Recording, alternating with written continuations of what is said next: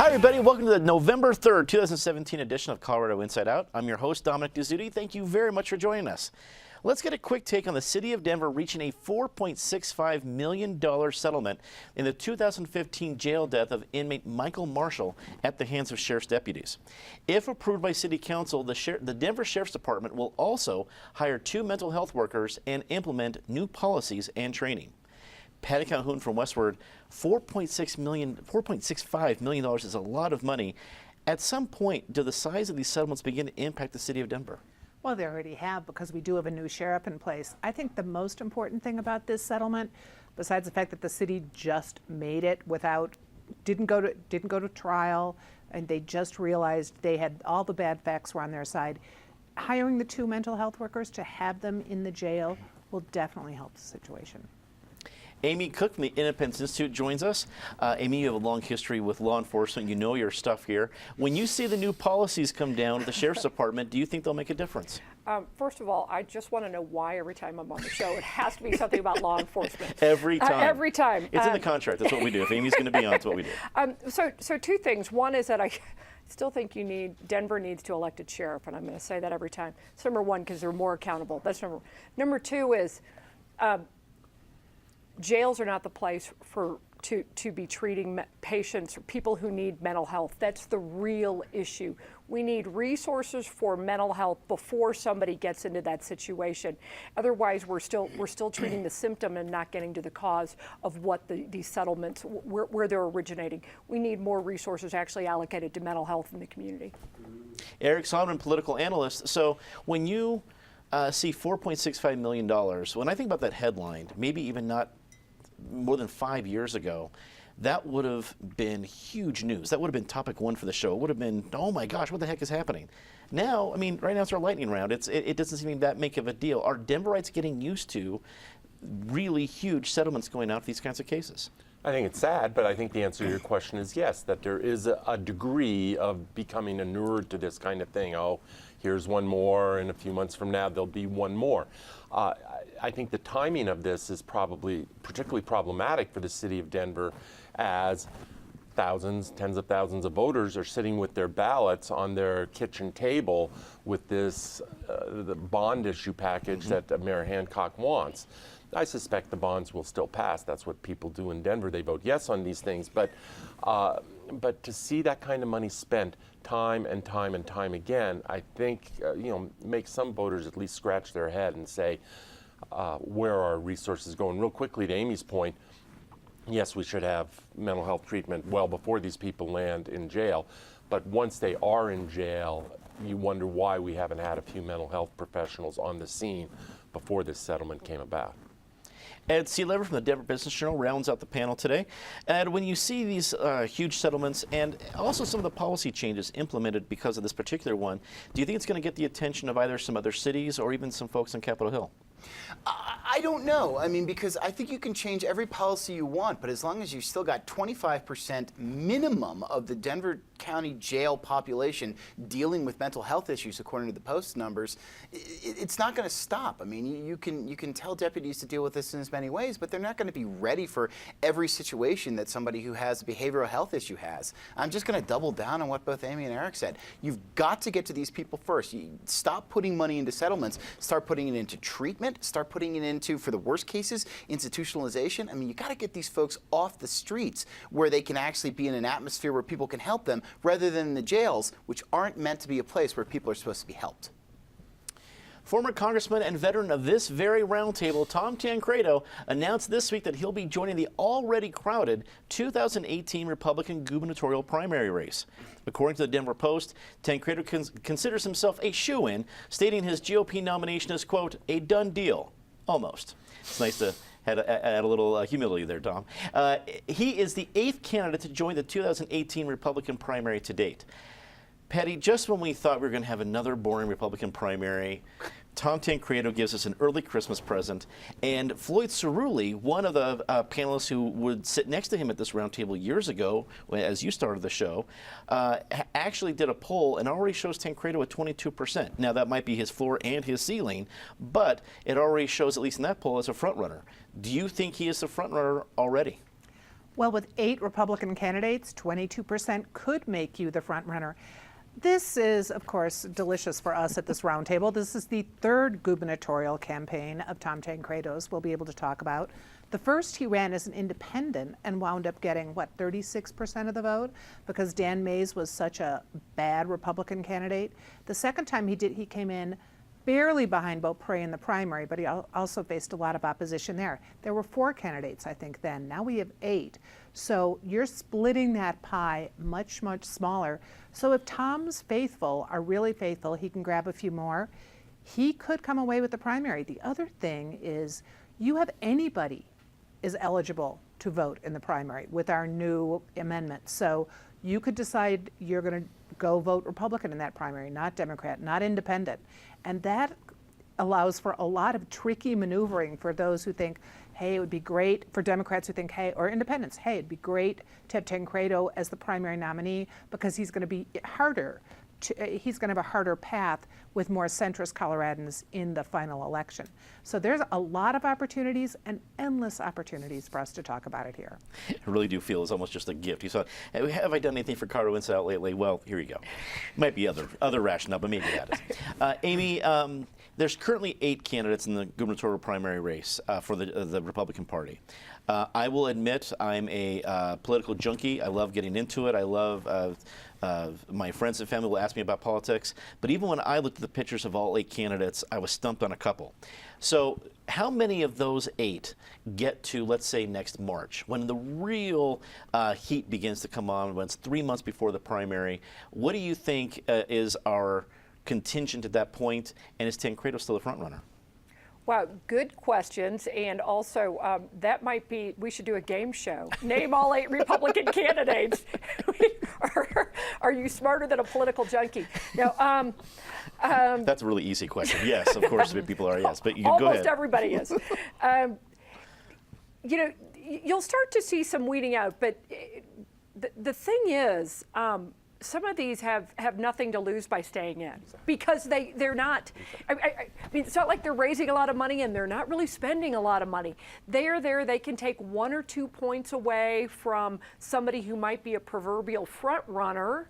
And then, which I actually think in a 4-6-way race, Tom Tancredo has an excellent opportunity simply by his sheer name recognition.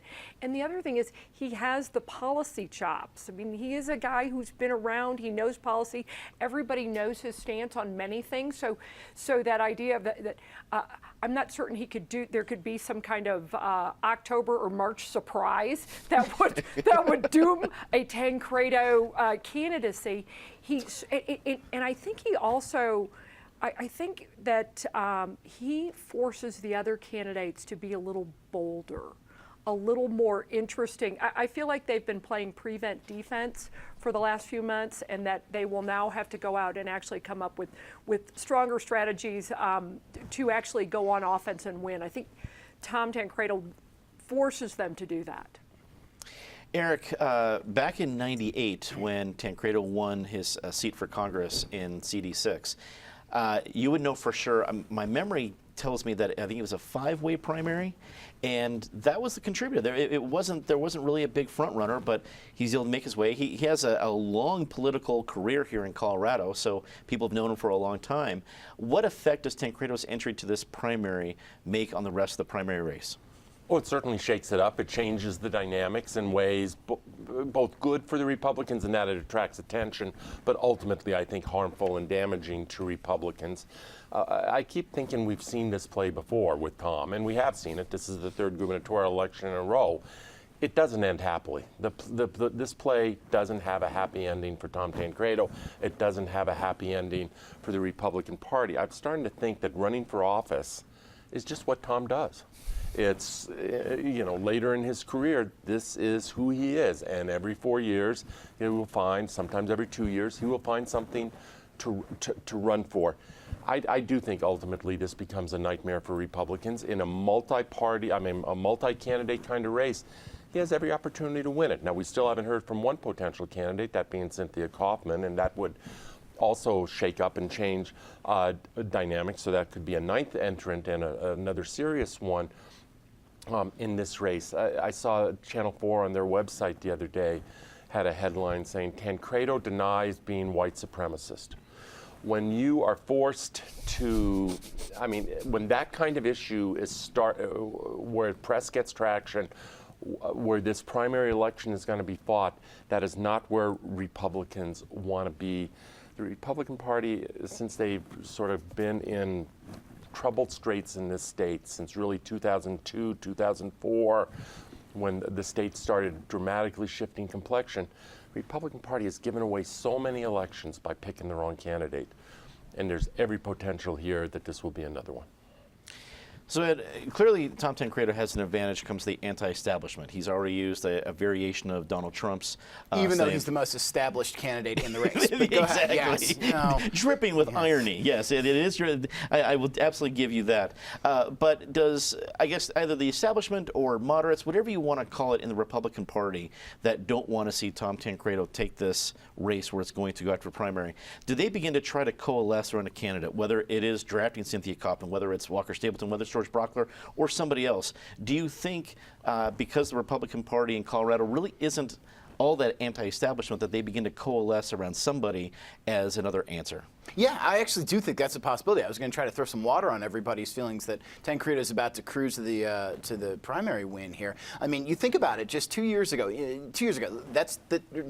last year. That's the Trump wave. That's when the anti-establishment came forward. Trump got 0 Colorado delegates. In fact, the Colorado delegates tried to lead a revolt at the Republican National Convention against Trump. Now, I mean, we were for Ted Cruz in this state, who isn't by any chance an establishment candidate, but completely mainstream compared to Trump. And so it gives you this sense that maybe Colorado's not caught up in this national wave of populism that has sent Trump into the position he's in right now. The other thing I will say, and I don't think it's going to happen anytime soon, but we've seen this in primaries before, from state level down to mayoral primaries. If somebody realizes that they are not going to win this and that their being in there could take 7 to 10 points away from somebody and catapult someone they really don't want to be the nominee, you could see them drop out. Now, I'm not going to point fingers and say whether that's going to be George Brockler, Walker Stapleton, Doug Robinson, but come that critical time, you might see one of those pull out, endorse another one, and throw some momentum behind the anti-Tancredo wave. So yeah, I think this is far from a fait accompli. In fact, I think he's still got a big hurdle to cross to get that nomination. Governor John Hickenlooper submitted his 2018 budget proposal this week. He made headlines by asserting that retirees and state employees using para should be on the hook for the cost of the changes to the program and making up for a projected shortfall, not taxpayers. Amy, I was surprised to hear Governor Hickenlooper's comments about para. The budget we were expecting, that he kind of fires the first proposal, but were you surprised to hear his comments?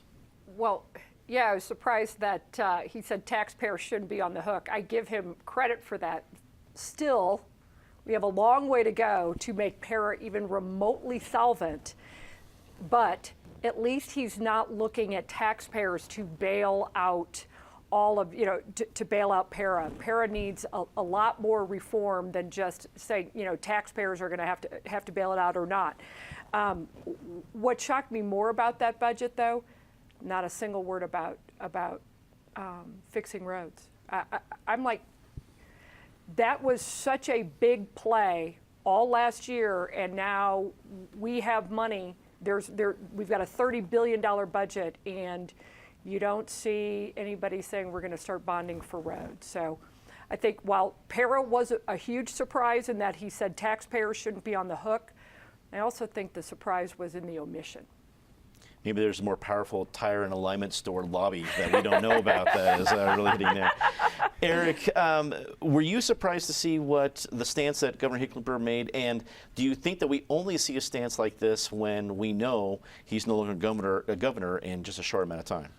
I'm not going to opine on his motives. I really don't understand it. Yes, I was a little surprised, but very pleasantly surprised. It was a bold stance on Governor Hickenlooper's part to really sort of put down that marker. It was a message to fellow Democrats in the legislature. Full disclosure here, I work with a group called Secure Futures Colorado. They're sort of the lead group pushing meaningful, substantial, structural para reform. This is going to be perhaps issue number one in the coming legislative session. The deck sort of got cleared last year with construction defects and with hospital provider fee and whatever. Para is in a mess. Para, by previous law, they have to annually publish their signal lights, which is sort of like the Department of Homeland Security, state of alert. But all 5 divisions of Para are in the orange category in terms of funding. So Para is forced to come to the legislature with a proposed fix. This will be a very heavy issue in this session. I assume it will not be the last time we talk about it around this table. Quickly, yes, there is just an issue of solvency and down the road ability to pay all these bills. Not short term, they certainly have plenty of money to pay their obligations short term. But there are other issues that move me as much. One is, it is just a model that is not adapted to the current generation of workers. The old notion that you start a job at age 24, 25, you retire 35 years later from the same employer, you get a sheet cake on the way out the door. That doesn't happen. Our kids' generation, that is just not the coming pattern. And increasingly this state, whether it's roads that Amy mentioned or anything else, pension debt is crowding everything else out of the budget. And whatever your interest is, it is getting crowded out by the more and more money we continue to put into funding this pension debt. Ed, you're a guy in Capitol Hill. How do you think this goes down? What's going to be the response from lawmakers, especially since we have another year of a split legislature? I was amazed at how silent lawmakers were after the proposal came out on Wednesday. In fact, the only response we've really seen is the one that Amy mentioned earlier, the Senate Republicans being quite upset that there's no general fund money going to transportation, although they came out and said, we're pretty pleasantly surprised at what he's done with para, and we think this is a pretty decent idea. I think it was really interesting the way that Governor Hickenlooper phrased it. Is he didn't say, I don't want to stick the taxpayers with more obligations. He said, I don't want to stick the employers with more obligations. Now, the employers in this case are public employers. They're the state, they're the school systems, things like that. But he's almost framing that in a way in which he seems to be really wanting to get the Republicans on his side here and to get moderate Democrats on his side as well, saying this is not just a tax issue. This is almost an employer versus the state issue. I don't know, quite frankly, how this is going to go down, but I think Hickenlooper can feel rest assured in this, that the Senate itself is not going to come in and say, I'm sorry, Governor, we really want to charge taxpayers/employers more money. And so I think that's the card he's starting out with here. He's almost telling his own party, who again were the ones that were very silent on the budget, here's what I give you. You try to see if you can do better than this. And in this case, they probably won't. They know that. They couldn't do better with transportation funding last year. And I think it's going to lead to a very interesting battle. But I think this is going to be just one of many battles around this budget. Patty, what do you think? Should state retirees and employees right now be a little worried about the situation? Well, I think they're definitely going to be worried they're going to lose some of that pension, which is better than losing all of the pension. Para definitely needs to be fixed. But it's interesting because Hickenlooper's a lame duck. He doesn't have to make the taxpayers happy. So he took what he felt was the right way to fix this. I mean, 3 years ago, yes, he would have, when he was running against Tom Tancredo, he might have had to do that. Now, the Democrats who are in the legislature, they're the ones who are going to have to worry about what the taxpayers think. So it'll play better with them to go with the governor, with his current stance, than to side with the unions, go against the employers. But I have to say, it's not just people going into government now who stay there 30 years. People who stay in private industry for 30 years, they're not even getting the sheet cake, much less the pension. So a lot of people there are not going to be, a lot of people in the state are not going to be that sympathetic to the state employees. Election Day 2017 is just 4 days away, and a little over 600,000 mail-in ballots have already been turned in across the state. City council races, school board races, mayoral races, and a major bond initiative in Denver are all in the hands of voters. Registered Republicans have turned in the majority of ballots so far, and voters between the ages of 18 and 25 have turned in just over 20,000 ballots so far. Eric, voters between 18 and 25 really not tuning in or voting early in an off-year election is not a surprising headline. But from what we've seen so far, have you seen any surprises? And what do you think the headlines say that we talk about next Friday? Because all those voters between 18 and 25 are tuned into this show. That's our, Absolutely. It's our core demographic, as we all know. They're waiting to vote until they hear from us. Then I don't know what the headline is next Friday. I really, truly don't. I think the races that have captivated and dominated this election are the school board races. Yes, the Denver bond is very consequential, and there are other local issues around the state. But whether it's Douglas County or Denver in particular, I know there's a hot race up in Greeley as well. But it's these school board races between, quote, reformers and between union establishment types that have dominated, and they have. There's a level of anger on all sides, a level of vitriol that I haven't seen in these school board races before. I don't know what happens in Denver. I have a strong opinion. I'm a part of the choice charter, the Boasberg-Bennett plan of how you improve an urban school district, and I think it has worked. But how this what the outcome is Tuesday next week, I don't know. Our politics in this country have become so polarized. Now that polarization is extended even down to the level of school board, next to be dog catcher. Well, certainly. Ed, does the average Coloradan know how much business is going to get decided by next Tuesday? I don't think they do. Now, I think people are going to be focused in on I'm going to go away from the school boards and go to the municipal elections. I think people are going to be focusing on their municipal elections and maybe, who they know, what this can mean for the city. But I think there's a huge story that's brewing here. And that's something I wrote about a week ago. And that is the number of kind of growth versus anti-growth races that are happening in suburbs around the Denver area. You see that in Lakewood. You see that in Westminster. You see that in Greenwood Village. And I should say people don't want to be referred to as anti-growth. They want to be referred to as slow growth. But this is really going to tell us where people want to go. I mean, we've had such a population explosion over the last 6 years, or even longer than that. But it's really hit home in the last few election cycles. And now people are saying, look, I don't want to see, towering apartments going up in my city. I don't want to see these crowded, more dense areas. And the trick is, a lot of people are saying, well, if Lakewood says we don't want to see these, then they're just going to move out into unincorporated Jefferson County. If Greenwood Village says this, they're just going to move farther down, possibly into Douglas County. But if there is a big push to get these slow growth, no growth candidates in office in these elections, I think you're going to see that extend to 2018 when there could be a potential state ballot initiative that looks to limit growth in Front Range counties. Wow. Patty, where do you think the GO initiative goes for Denver? Well, to go off from what Ed was saying, I think you also have a smart or no growth group in Denver, which isn't paying money to really campaign against the GO bonds, but just the way people were split, they didn't want to see Amazon go there. There is opposition to the bonds, so we'll have to see, will it go the way Denver always is, oh, we still love the city, we're going to pay to make it better, or will people say, we are tired of this? And I think we might have a few of those go down. The school board ugliness is just beyond belief, though. Amy, wrap it up for us. Well, to Eric's point, anger and vitriol in school board races, I would also throw in there the amount of money that is being thrown at some of these local elections, which tells you that there is a level of power that is perceived in these. I think you're going to see a fatigue. I don't know how they turn out, but I think you're going to see fight and voter fatigue. And what that means for parents is I think you'll start to see if, for instance, anti-choice candidates win in places like Douglas County or in Denver, I think you're going to start seeing a migration even more so away from traditional public schools as people want choice. They want choice in education. And if people in positions of power don't allow that, I think you're going to see K-12 education a dramatic shift. Let's get to our favorite part of the show rather quickly. Disgrace of the week, as always. Ms. Calhoun, please start us off. Not a disgrace so much as just another tragedy in Colorado, the shooting at Walmart. Mm-hmm. Amy.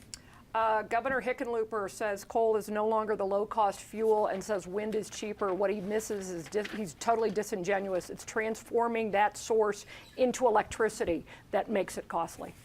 Eric. Well, related to the school board races and the discussion we just had, there is a really tired canard out there. Wherever you come down on what side of this debate, the canard is that somehow charter schools are not public schools. They are public schools. They're paid for with taxpayer money. They are every bit as public in that sense as the school down the street. And it is time, people know better, and it is time we put that canard to rest.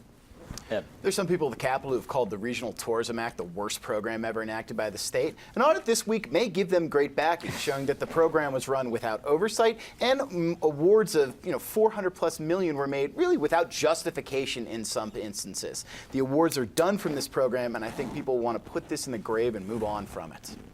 Time to say something nice about somebody. Patty? It's Denver Arts Week. Turn off your TV, get to a gallery, After or go the to show. after the show. Well, the show's over. It's true. Turn off the TV, go to a gallery, and tomorrow night all the museums are free. That's a good point. Not sure if John Kildare appreciated that we say turn to you now, but you know what? Tough. Amy. I'm going to say something nice about Patty Calhoun for hiring Krista Kafer to do your wine and spirits column. Nobody better than Krista to do that. You're here. Eric. I didn't know that. I love that. But for my say something nice, it's easy. My mother, a loyal viewer of this show for many years, had her 90th birthday earlier this week. We all gathered to celebrate. Happy birthday, Marion Sonderman. Happy birthday, Marion. Fantastic. Ed. Britta Erickson, the film festival head at the Denver Film Society, has put together a fascinating package of films and has expanded offerings to include things like virtual reality and go on a date with an actor to draw more people in. She's doing a great job over there. That is all the time we have for this edition of Colorado Inside Out. As always, log on to Facebook or Twitter for our CIO segments, past and present. You can also find our podcast if you're looking for it. Before we had a little bit of troubles with some servers, it is back. It's back on iTunes and Google Play, so be sure to check that out. And again, just one more big thanks for last week and everybody's support for our big Colorado Inside Out 25 years documentary all about the show. If you missed it, you've been hearing about it, where do I find it? It's on our website, cpt12.org. Be sure to check it out. It's a lot of fun to do. For everybody here at Colorado Public Television, I'm Dominic Dezzutti. Thank you very much for watching. Good night.